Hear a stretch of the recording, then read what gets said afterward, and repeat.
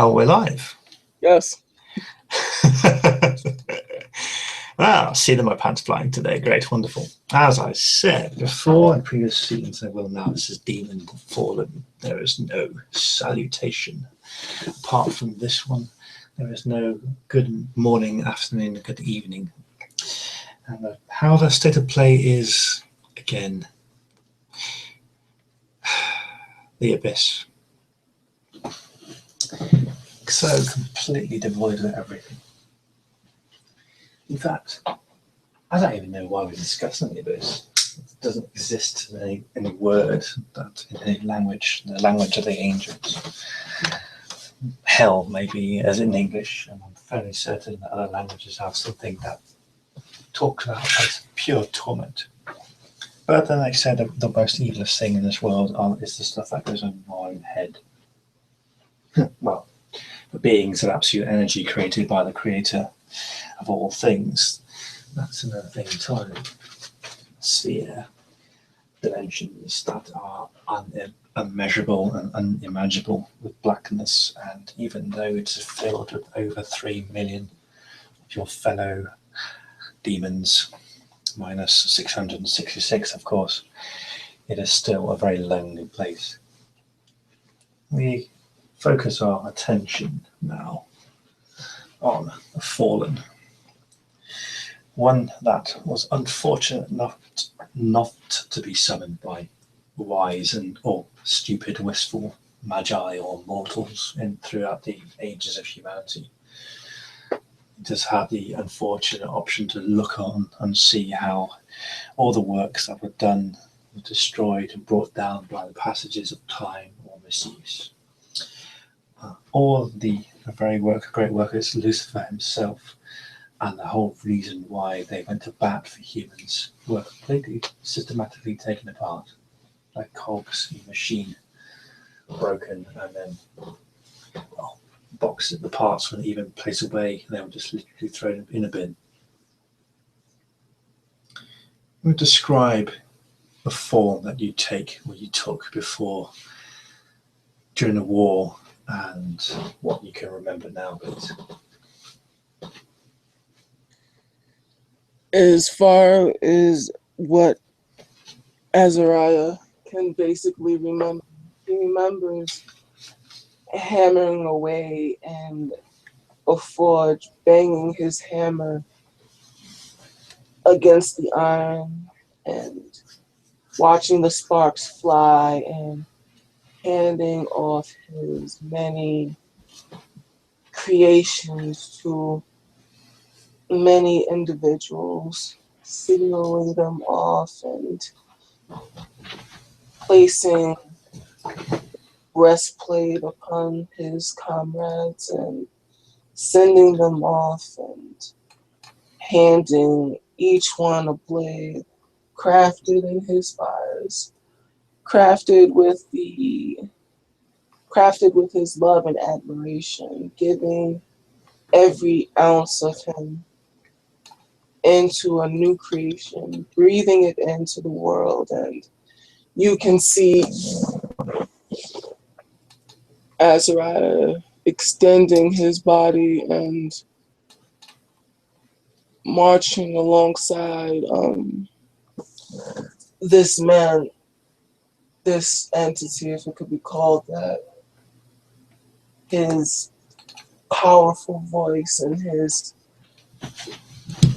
alarming sense of duty, his purpose, called to Azariah as he marched beside him. And when the battle happened, there was a intense burning as he fell hard and fast. He felt the heat envelop his body and burn away his wings as he plummeted hard and fast. And all he could feel was the darkness envelop him as he tried to claw and move out of this place He couldn't see, he couldn't feel, he could just feel the enveloping darkness around him. And he had no idea, no purpose, no sense of time. He was just, for the first time in his life, away from his heavenly Father and without his leader. He was just left with his empty emotions. What a burden to bear for a fallen, to be separated from the Father that is all-encompassing in his love, and then has been betrayed and now feel nothingness in that, the absence of the divine presence. A thought comes to you, perhaps, in languishing in this torment. Well, the last days of the war, the artificers of the heavenly hosts introduced something new, a great sword fashioned out of iron or the natural materials of the world. Many stories tall, almost as tall as the building itself. It came from the skies and struck the ground, and the whole ground smote in its ruin. The armies, forces of the fallen marched upon it, upon the capital and the citadels of one of the host. But none of your powers were able to, you weren't able to manipulate the laws of the world. Heavenly host found a way of isolating the strength that you drew from the Creator with this mighty blade of Damocles that was upon the world. However, now there's nothing except a glimmer of light shining in the distance, defining an outline of this great circular war that that's only been your constant companion in these millennia. Is that a crack you see? Could it be a breach in a wall?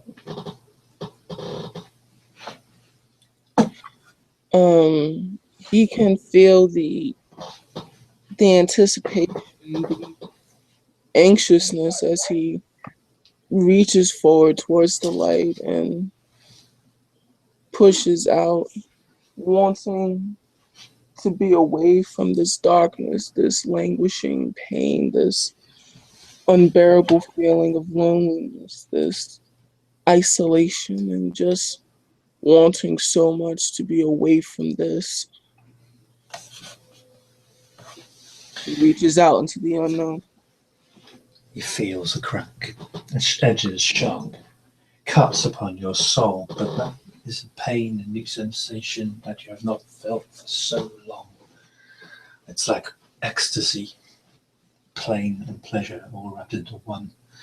But you can see this crack is weak. The wall at this point can be breached. It may require great strength. But you believe you can break through.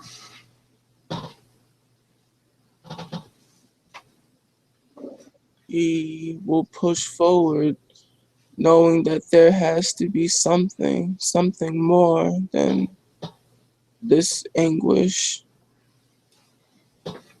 reveling in this new sense of pain, this new sense of feeling, and knowing that he's been so devoid of anything, any sensation, whether it be good or bad, good or light, any sensation at all, to replace what he's feeling right now would be better than this pain, better than this emptiness. So he will embrace it with everything he has. You push on with all your might and all your strength, and the flashes of pain comes back, and memories return.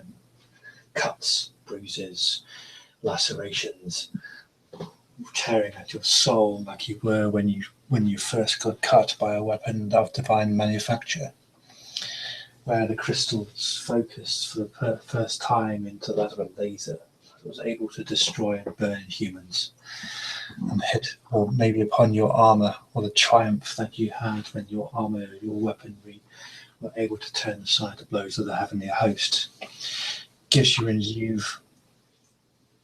this resolve, gives you this new armor now, pushing through this pain, breaking in, cracking. Pain doubles and intensifies, the light grows brighter, and smash, you're out. A hole. Your soul burrows through, breaking into the maelstrom beyond itself. It's like a tornado of dead souls. You see the horizon and now the wall and barrier of heaven, of the hell itself, the abyss with your breach through. You can see the spectres, the human souls that have been bashing against, tormented and changed by your own malice and hatred for them. And you see something calling to you in a distance in what is called the grey world. What do you do? Azariah will call out to it, first overwhelmed by the sensation, overwhelmed by these sudden feelings, these sudden emotions, everything seemingly overpowering him. Such a new and terrifying sensation, such a different feeling, such a newness, as he will go towards it, wanting, curious, unable to stop himself. Your wings, burnt and broken before, now seem to have renewed purpose, even if they're shredded and scarred. There is no armor around your soul. It is bare as you push through and feel yourself torn hither and thither by this storm that you're in. You're pushing through forward now, upwards, faster, higher, drawing towards this glimmer, this faint thing that seems to be resonating with your own. Past the barriers, out of this storm and into the world of grey. You cannot see beyond this desire for this shining form. Maybe it's a trick, but then there is no host to stop you or intercept you. Where are the guards that guard the gates to hell? There is nothing here but the singular glimmer that seems to be calling to you and drawing you towards it. But even then, with your scarred and shattered soul, you feel the pull of the pit behind you. What do you do? Feeling the coldness of the pit where he's been left, he will not look back, knowing that when he made that decision all those years ago, was it years? He doesn't know. He doesn't have a recollection of time. All he knows is what's ahead of him, and so he pushes on, ignoring the pain and ignoring the suffering he's currently feeling. The soul calls to you now. The soul of the human in the human world appears to be a shadow of its former self. Somebody that worked their entire lives 9 till 5 or 8 till 6, balancing their checkbooks. Nobody to love, nobody to speak through due to social awkwardness or not finding the right person or not being there in the right place at the right time. Whose lottery numbers always come up wrong. Who always gets a fender bender on a Friday evening. Who never gets invited to parties. Someone who has to carry their shit and their angst and their neurosis through their lives and nobody to share it. nobody to blame but themselves, but of course they blame everything else. They don't internalize their issues, and they stay at home eating their TV dinners and watching reruns of Star Trek, dreaming of the future, dreaming of the day when they win the lottery, the day where they find some true love, or they get that promotion at work and it never comes to them and they die on the inside. This is the one you found now. Calls to you, an empty receptacle, somebody whose soul and creative spark is gone. There's something there for your essence to fill, for you to take control, for you to consume the memories and to live again in a form of the ones who betrayed you. What do you do? Azariah will look at him with scorn and distaste, feeling that this empty shell of a thing, this empty, emotionless, this wretched thing that his heavenly Father wished for his brothers and sisters to help, to enrich, to give them, to teach them, that they would squander his gifts, that they would leave themselves to wallow in this disgusting shell of what they've become, to be so devoid of reverence, to be so devoid of respect, to be this creature that is just wanting, and but to finally see that just as this pitiful creature is wanting, so is he. And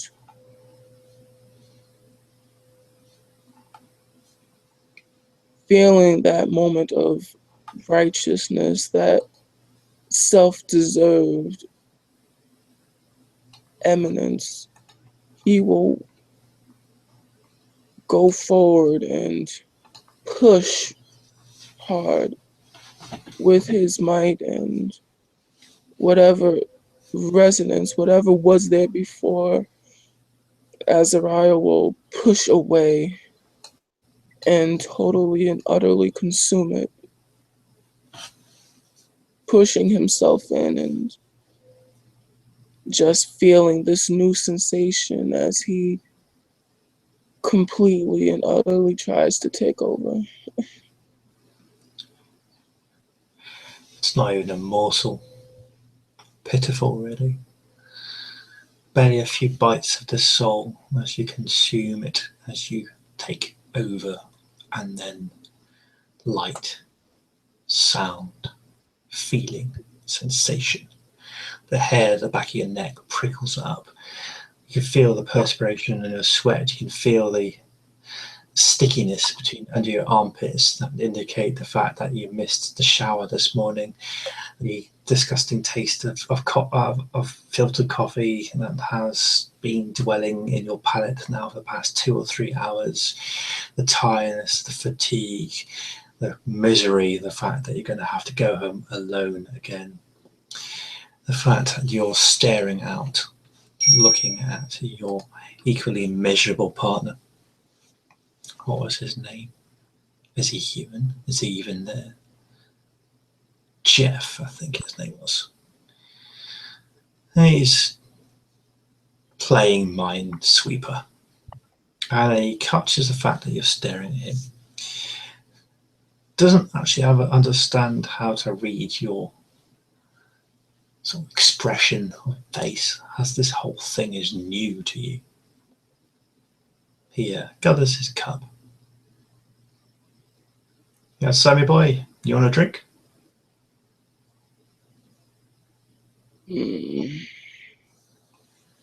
As he stretches, and an audible crack will be heard from his body as he stretches out his arms and gets up from his seat and takes a first inhale of fresh air,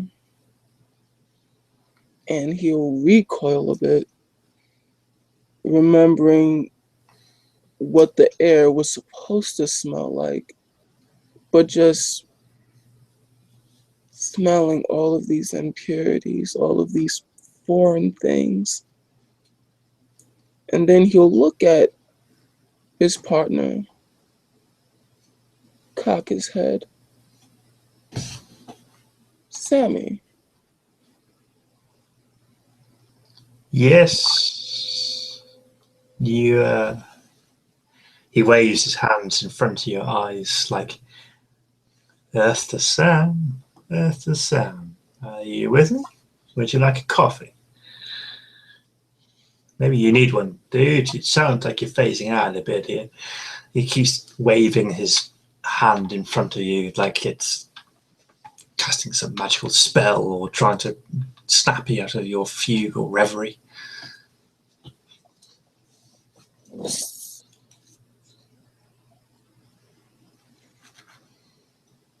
Azariah will look down and noticing the name that's on his presuming desk.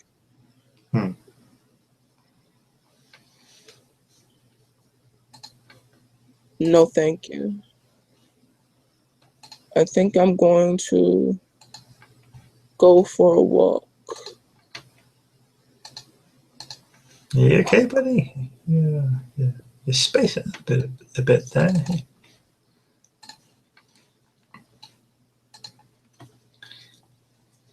You seem to be away with the fairies again. As he will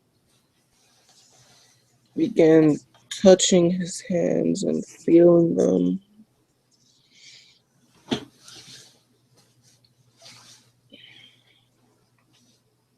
Crack his knuckles, clench his fists, release again, and he'll begin walking.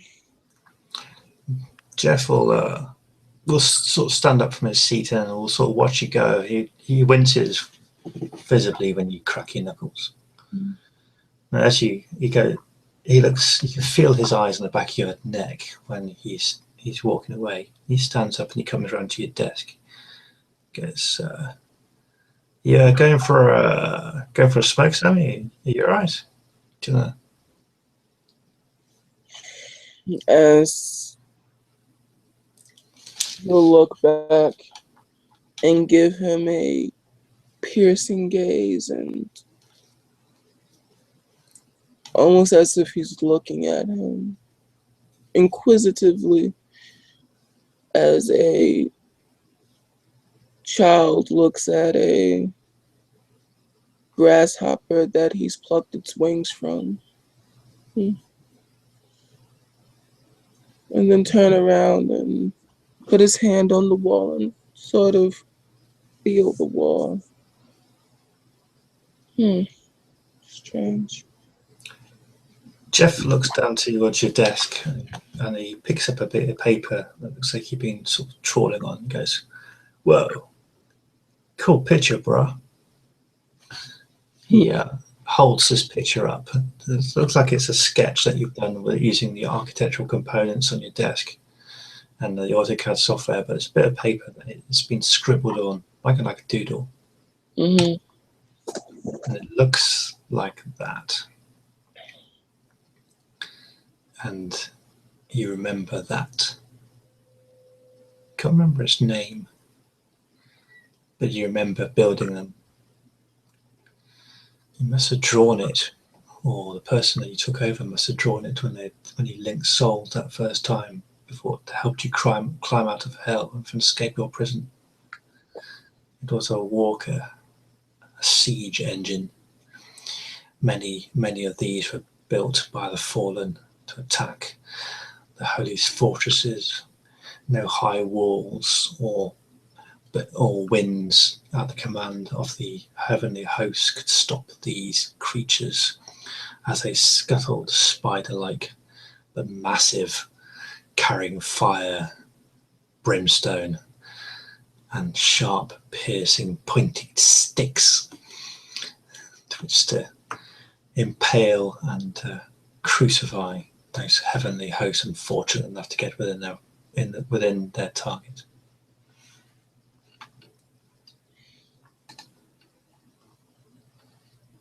He will turn around and look at the piece of paper and rub his hands on it, almost like he's discovered something, and kind of breathe out, fascinating.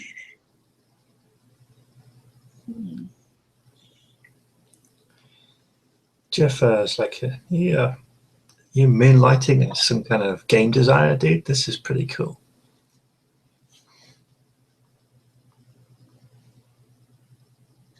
Maybe. All right, okay. I think you might need some fresh air, buddy. As he looks at him with the same whimsical expression. You. He replies and laughs. Bonkers, you've gone stir crazy, buddy. And he slaps you on the side of your arm. You will feel, once Jeff slaps him on the arm, you'll feel Azariah just tighten his body, almost go rigid, as he'll clasp his hands, feeling somewhat rejuvenated and enjoying the sensation. And then he'll kind of look up with a certain amount of ferocity and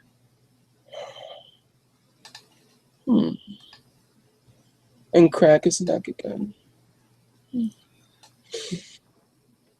Jeff physically winks when you do winces when you do that. It's like, ouch. But he seems to have grabbed his cup and he's like, takes a swig from it. He goes, all right, yeah, man. No biggie. Take your time. Go take 5.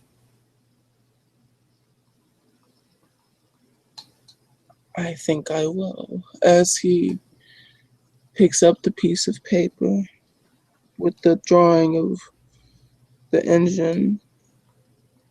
Magnificent.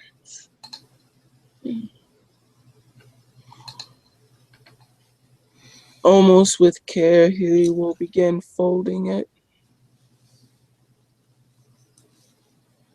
placing it in his pocket, and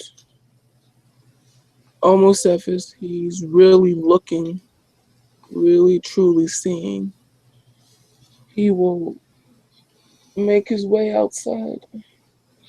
Well, he zooms through the door. Yes, no. It seems as you pass your way through, you instinctively, your feet take you in the direction that you need to be. It's almost as if like your body, your feet, and your mind have all decided to go in one direction, and they seem to be taking you the proper way. You see devices, artifacts, which have names in English, which start to come to you. You understand their form and their function. It seems to be that humans have developed tools which allow them to manipulate the laws of this world in certain other ways. How crass and inefficient compared to the demonic powers that you used to wield before. You feel them now return to you as you exit this basement office of this dive in this dive-like neighborhood, and you open the doors and it's in the evening air, away from the air conditioning. You feel the smog, you feel the shit on the air, you feel the cold breeze for the first time. Huge glass structures surround you. Well, in the distance at least. This is the rundown, dilapidated areas, some office some of us that companies working on the cheap to get all putting their employees in with barely functioning AC units, keeping them warm or cold on those summer days. The whole street trash and littered is sort of piling up. As bin men very rarely come down these streets. Well, not during the night, at least anyway, because around these parts it's dangerous to be out by yourself. But the wind is fresh and inviting, and the coldness reminds you, perhaps, it seems to set your entire skin on fire, giving you a lux sensation that you've not felt for so many years. As soon as he feels the rush of cold air and the smog and the pollution and all of the sensations, he will lurch forward and vomit, and tasting whatever contents were in his stomach will be voided as this new taste, this new sensation, as he will wipe the saliva from his mouth and look to the sky and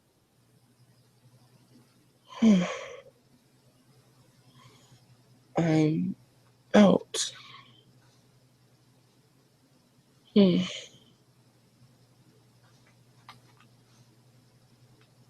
As he'll look down at his hands and clench them again.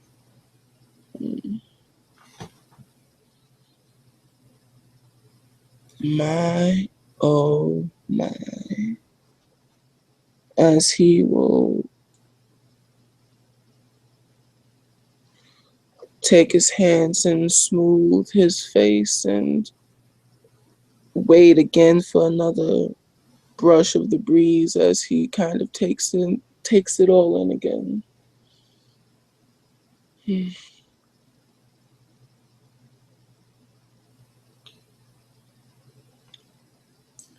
Wow. All these sensations, they're almost like a drug to you.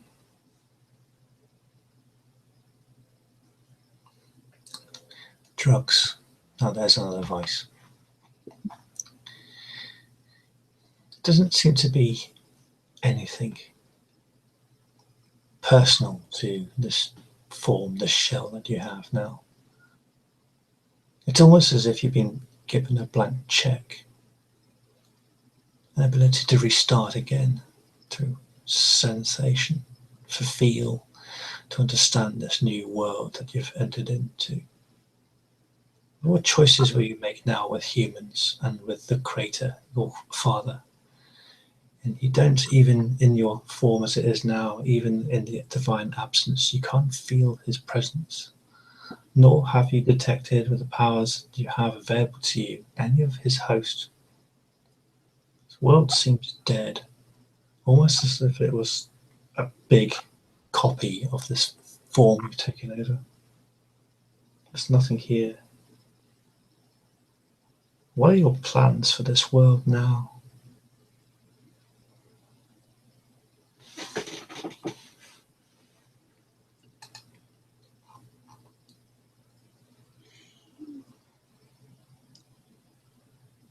As he looks about, as he begins touching himself, the sensation of the things that are around him, the images, the feelings start to have names and recollections, start to have meaning. This is a shirt. This is a jacket. And he will look down and reach for his wallet.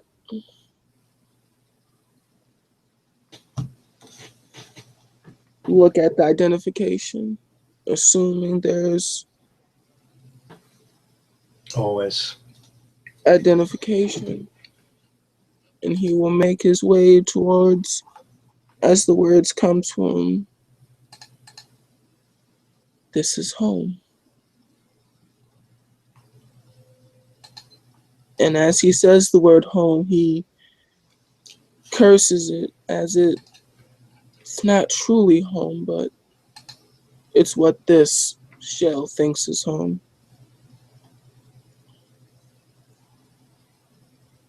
Which will remain there for you. I take it you wish to head there in. Yes. Oh, distance is different from an angel in a human body. It seems to be a good hour's walk. You head yourself to your home. What kind of property would you like? Is it as a sort of dive place, or is it a condo, or sort of an actual house that you've got? It's the actual flat.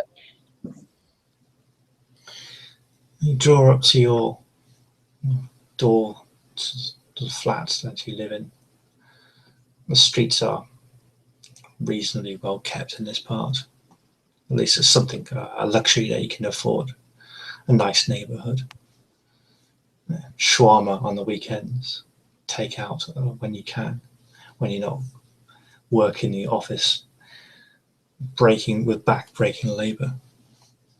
And you find yourself in your apartment now. What kind of taste in apartment would you have? Are we talking about IKEA furniture? Or are we talking about luxurious custom stuff that you purchased? Most of the things would be some luxury. Not all of it. Some of it would be memorabilia from college, but every now and then, here and there will be different iconography, things that are somewhat sentimental. Again, nobody to greet you. The hollowness to it. It's almost as if like humans have lost all this internal soul stuff. Seem to need to place it in tools and trappings to surround themselves. Missing a great deal of what their lives used to be like in younger days, before the end of the war, at least anyway. And you're at home. Home? Home for you now.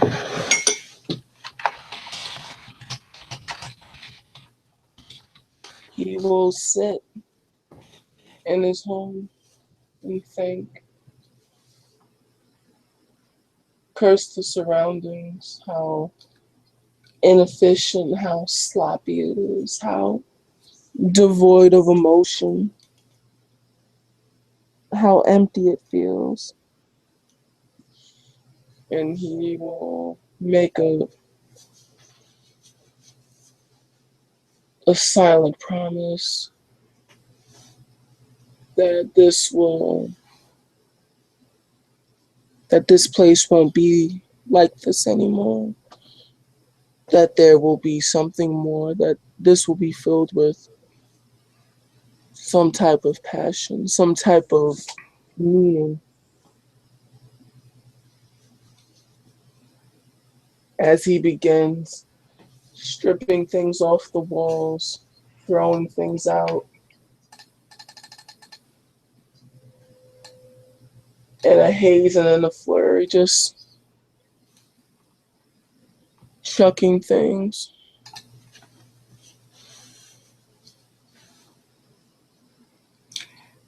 How liberating for the soul that is. Still, as you're standing in your apartment, cleansing your soul of all this shit that's your human form has collected for so many years to give meaning to their lives. As we draw a curtain upon our scene, we feel a tug something on the end of your perceptions. A power, a law has been used within the past couple of hours and over a large area. You're not alone. Brothers or sisters, or perhaps the Creator's host himself, have finally shown their hand. But that's a tale for another time. Do you have any final thoughts before we go? As he looks at something that resembles,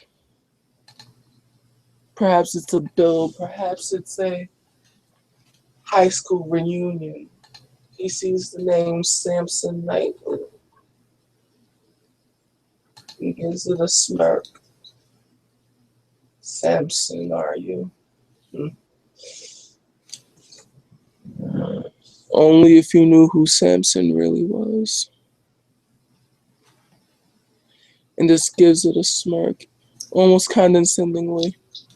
And we can end our scene there. Goodbye. Good night.